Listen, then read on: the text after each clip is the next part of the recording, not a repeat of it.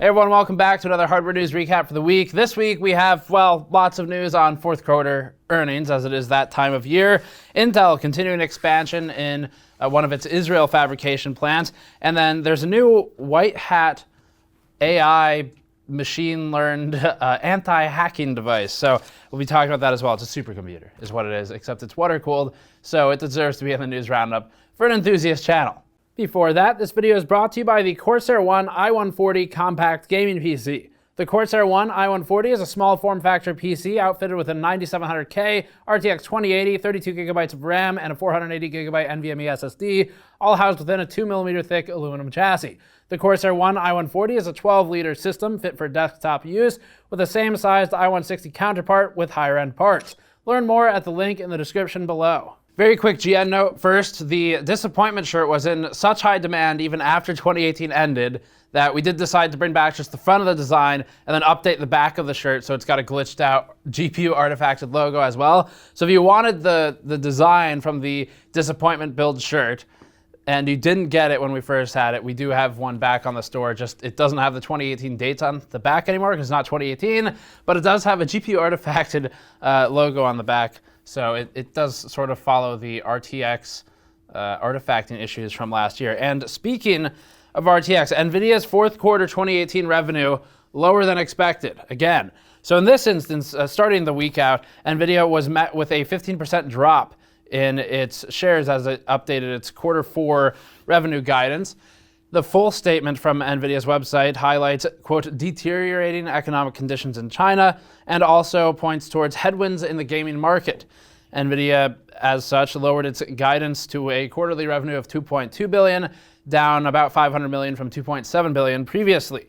While NVIDIA maintains the depletion of excess 10 series cards went mostly according to plan, despite the, as Jensen Huang has said several times, crypto hangover, the company experienced lower than expected sales of high-end GPUs and stated that some customers, quote, may have delayed their purchase while waiting for lower price points and further demonstrations of RTX technology in actual games. They did say actual games there. So NVIDIA was fully aware of some of the criticisms of RTX at launch, and we'll see how that pans out as more games do launch with RTX in it, DXR in it.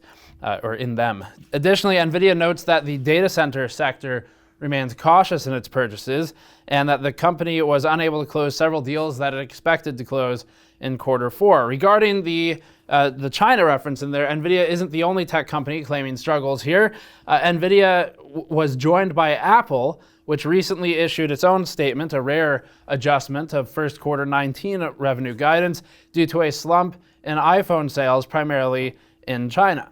Some news in the fabrication side of the industry. Reports indicate that TSMC is preparing to scrap thousands of pieces of silicon of chips due to defective chemicals finding their way into some of the wafers and causing damage.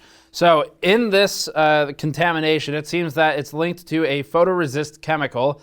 Details regarding the specific chemical and the supplier are both scarce. The disruption in fabrication seems to be isolated to TSMC's 16nm and 12nm lines at Fab 14 in southern Taiwan, primarily affecting NVIDIA, MediaTek, HiSilicon, and Huawei. Nikkei Asian Review has a statement saying, quote, TSMC has discovered a shipment of chemical material used in the manufacturing process that deviated from the specification and will impact wafer yield. As we mentioned in our last hardware news segment, Intel has plans to expand and upgrade some of its global fabrication plants, and we talked about their upcoming plans in Oregon for 7nm. Intel's plans include Oregon, Israel, and Ireland, seeing significant investments. It seems Israel is next, as Intel is currently weighing an $11 billion investment to build a new fab. Israel's finance minister confirmed that Intel could receive a $1 billion grant for its investment, saying, quote, the moment the company comes to Israel and invests $10 billion, it receives a grant of 9%. That means 91% of it stays here. And in the interview on Army Radio, the finance minister continued to say, there are always such discounts, there are always incentives. So Intel's financial outlay here would include a separate $5 billion expansion in its already sizable operations in Israel. Intel's had fabs there for a number of years at this point. The expansions would add 1,000 new employee positions to Intel's existing about 13,000 strong workforce in Israel. And if the deals materialize, it would be the largest investment in Israel and in fabs in general in that region of the world.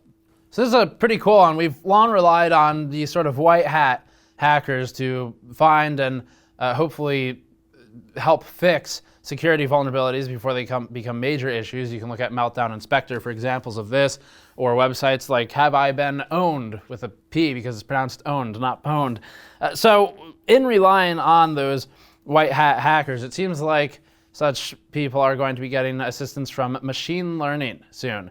And one of these examples is Mayhem, a water-cooled white hat hacking machine. So it's pretty cool. Mayhem is a water-cooled supercomputer of sorts. It is capable of finding, validating, and to some extent patching potential exploits and vulnerabilities in software. And while this method isn't new completely or altogether, it's finally getting some real spread, because machine learning, AI, deep learning, all this stuff is now getting a lot more focus and development. It's one of the fastest growing industries in the tech sector. And so we start to see how this applies to sort of white hat hacking, I guess. And Mayhem is planning to actually exploit the vulnerability first to obtain proof that it exists. So this sort of sidesteps some of the concerns with having a false positive, because it will exploit it and validate the existence of the vulnerability before just simply reporting that it thinks there's one there. One of Mayhem's first tests came by setting it loose on every program in the Debian Linux distribution, where it found 14,000 unique vulnerabilities, 250 of which were new, never before discovered. Mayhem's team, For All Secure, entered Mayhem into DARPA, the world's first all-machine hacking competition put on by the U.S. Defense Advanced Research Projects Agency. Mayhem was up against 6 other machines and would be judged on its ability to find and patch vulnerabilities. Long story short, Mayhem won the competition despite suffering a crash in the 40th round out of 100 rounds. Mayhem's lead was so sizable in this competition that it was able to stay ahead even with the crash. The rest of the machines simply couldn't catch up, and that was still with more than half of the competition left. After winning the competition, David Brumley, the co-founder and CEO of For All Secure, stated that For All Secure would sell Mayhem's services to early adopters like the US government. And additionally, Brumley stated that Mayhem will work alongside humans for now, but he firmly believes that in the future, machines will handle the job solo. Back to some of the financial news here. AMD posts strong fourth quarter 2018 earnings in its recent earnings report, and it's renegotiated its wafer agreement with GlobalFoundries, one of its largest suppliers of silicon. So AMD's fourth quarter 2018 earnings are in, and they appear to have fared better on average, or at least relative to, the Intel and NVIDIA earnings when considering some of the adjustments for both companies. Both NVIDIA and Intel had quarters that were comparatively underwhelming. Fourth quarter 18 revenue was $1.42 billion for AMD, which is a 6% increase year over year, with the full year revenue coming in at $6.48 billion, a 23% increase year over year. AMD attributes the growth to higher revenue in its compute and graphics segment. Now, AMD's earning reports are a bit tricky because it bundles CPU and GPU performance together, so you can't really get a good feel for how well one's performing versus the other. Now, it's probably fair to say that the CPU segment comparatively is doing better than the GPU segment today, at least. And that was not true some time ago, but it is currently with Ryzen.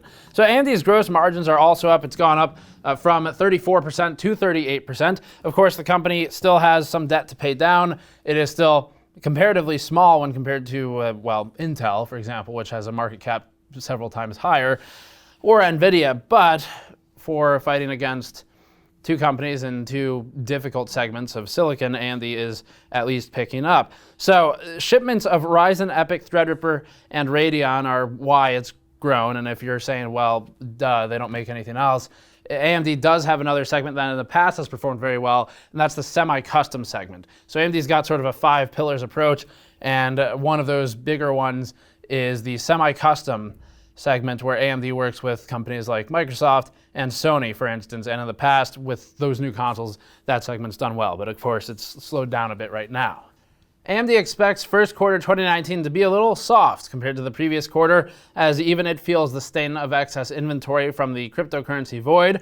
Quote, for the first quarter of 2019, AMD expects revenue to be approximately $1.25 billion, plus or minus $50 million, a decrease of approximately 12% sequentially and 24% year over year. The sequential decrease is expected to be primarily driven by continued softness in the graphics channel and seasonality across the business.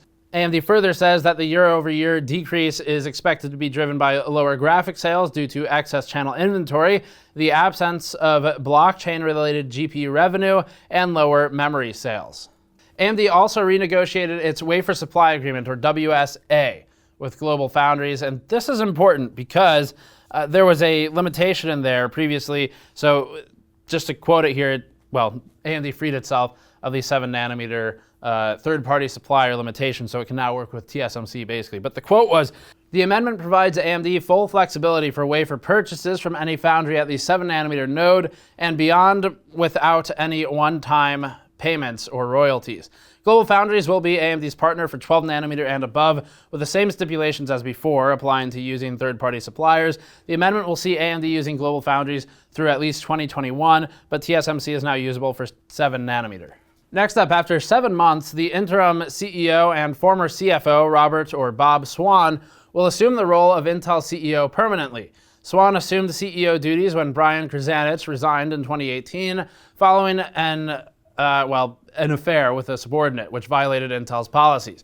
Swan will pick up where Krzanich left off, and that's the continued transformation of Intel's business from PC-centric to data-centric. Swan even notes in his email saying, our core strategy is not changing. We've embarked on what we believe can be the most successful transformation in corporate history. We are evolving from a PC-centric to a data-centric company, and we must remain focused on playing offense and innovating for an increasingly data-centric world, a world where all data needs to be processed, moved, stored, and analyzed. Swan has extensive financial experience and has previously worked for General Atlantic, eBay, and General Electric. Intel is currently conducting an internal and external search for a new CFO to replace Bob Swan's position.